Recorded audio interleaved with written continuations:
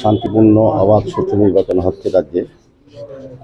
তার সঙ্গে ৮ নম্বর দলে বিধানসভা কেন্দ্র খুব সুন্দরভাবে সুষ্ঠুভাবে নির্বাচন অনুষ্ঠিত হচ্ছে।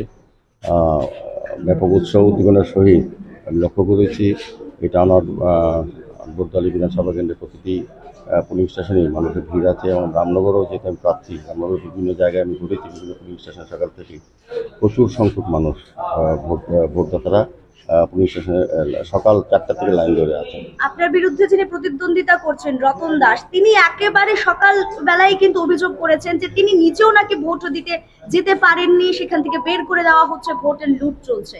একদম মিথ্যে কথা, সিপিএম তো মিথ্যে কথাই বলে। রতন দাস তো হারবেন জেনে কথা বলছেন। ওনার সঙ্গে তো আমার অনেকগুলি পুলিশ স্টেশনে দেখা হয়েছে, অনেকগুলিতে দেখা হয়েছে, উনি গেছেন, উনি মিথ্যা অভিযোগ করছেন, বলছেন যে পুলিং এজেন্ট বসতে দেওয়া হচ্ছে না। তা আদতে ওনার সঙ্গে লোক নেই। আমি তো বলেছি যে এখনও আপনার অন ক্যামেরা বলবো, যদি রতন দাস ওনার পুলিং এজেন্ট এনে দিতে পারে আমি নিজে বসিয়ে। আশিস সাহা বলছেন নিরাপত্তা বাহিনী মানে পুলিশ আর বিজেপি নাকি একসাথে মিলে ভোট লুট করছে। ওরা তো এই কথাই বলবে, কারণ হারবে তো জানে, হারার আগে এই কথাটা বললে পরে অন্তত এটা সন্তুষ্টি মানুষের বলবে যে জোর করে হারিয়ে দেওয়া হয়েছে, এমনিতে মানুষ ওদেরকে হারাবে।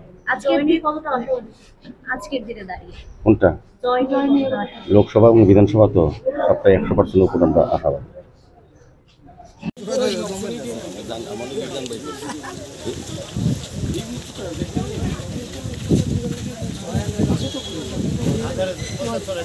Subscribe to Tripura Info and press the bell icon so that you never miss any latest updates and news on Tripura.